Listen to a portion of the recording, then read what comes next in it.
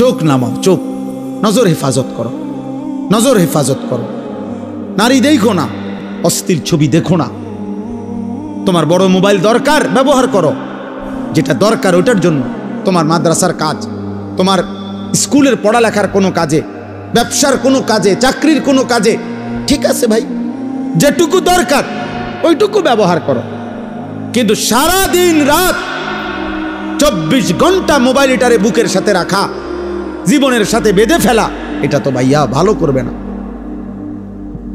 আমরা চেষ্টা করলাম বুঝাইতে, রাত গভীরে আমি বললাম ইয়াগুদ্দু মিন আবসারিহিম, আল্লাহর ওয়াদা, ইন্নাল্লাযীনা ইউহিব্বুনা আন তাশিআল ফাহিশাতু ফিল্লাযীনা আমানু লাহুম আযাবুন আলীমুন ফিদ দুনিয়া ওয়াল আখিরাহ। নওজোয়ান শোনো এই কোরআনের আয়াত। আল্লাহ বলছে যাদের দ্বারা সমাজে অশ্লীলতা ছড়িয়ে পড়ে, বেহায়াপনা ছড়িয়ে পড়ে, আমি তাদেরকে দুনিয়াতেও কঠিন শাস্তি দেব, আখিরাতেও কঠিন শাস্তি দেব। ফিদ দুনিয়া ওয়াল আখিরাহ, কোরআন শরীফের আয়াত। আল্লাহ ওয়াদা দিছে এখানে, আল খাবিসাতু লিল খাবিসিন ওয়াল খাবিসুনা লিল খাবিসাত।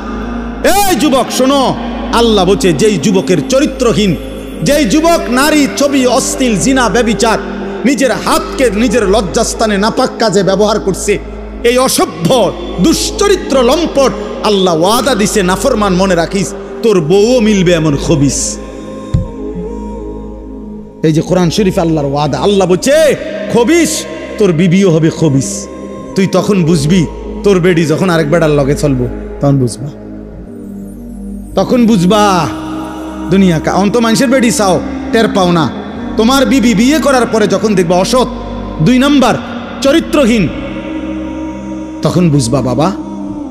কোন স্বামী যদি শোনে 12 বছর পরেও আমার স্ত্রী পরকীয়ায় আসক্ত, অন্য পুরুষের লগে আসক্ত, ওই স্বামীর তখন আর দুনিয়ায় কিছুই থাকে না।